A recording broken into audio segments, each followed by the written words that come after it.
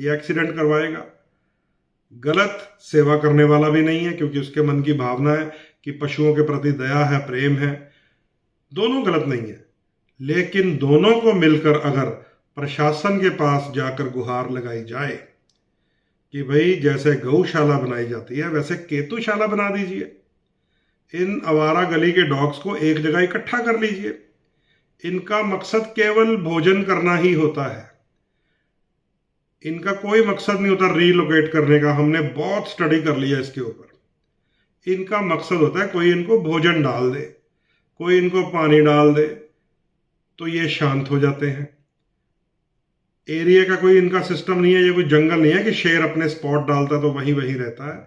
ये कहीं भी रहें, और वही लोग जो गलियों में इन डॉग्स के लिए सेवा करते हैं, खाना पानी दवाई, तो वो केतुशाला में जाकर हो जाएगा। सरकार चाहे क्या नहीं हो सकता, प्रशासन चाहे क्या नहीं हो सकता। तो क्योंकि ग्रहों का योग ऐसा आ रहा है, थोड़ा संभलना पड़ेगा, क्योंकि इस बार राहु का प्रभाव कम है, केतु का दुष्प्रभाव ज्यादा है। अपनी अपनी कुंडली में तो आपको देखना ही पड़ेगा कि केतु किस भाव को डिस्टर्ब कर रहा है। वो तो मेरा लाइव चलता ही रहता है, आपको मैं बात करूंगा ही करूंगा, लेकिन ये एक ओवरऑल सिनेरियो है। आवारा कुत्ते की बाइट से खतरा रहेगा इस बार। आवारा कुत्ते एक्सीडेंट का कारण बन सकते हैं, छोटे बच्चों और बालकों के लिए समस्याएं बन सकती है, स्टूडेंट्स के लिए अग्रेसिवनेस आएगी।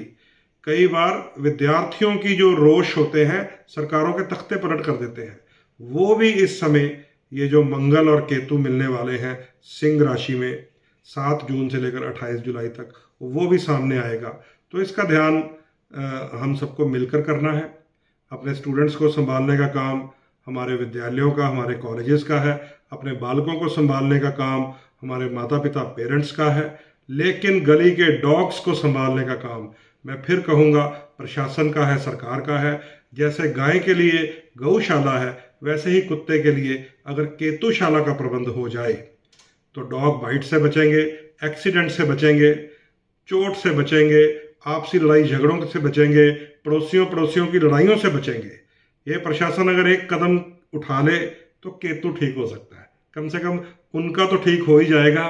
जो लोग इलेक्शन लड़ना चाहते हैं और उन्हें पता नहीं है केतु को ध्वजा कहा जाता है, अगर उन्होंने अपना केतु ठीक कर लिया तो विजय श्री भी प्राप्त हो सकती है। ये हम जब नेताओं की कुंडलियां देखते हैं तो उन्हें बताते हैं कि केतु को उच्च करो, जाइए अपने घर के ऊपर भी झंडा लगाइए, पार्टी के दफ्तर के ऊपर भी झंडा लगाइए, भगवान के मंदिर के ऊपर भी झंडा लगाइए, क्योंकि झंडा ही तो केतु है।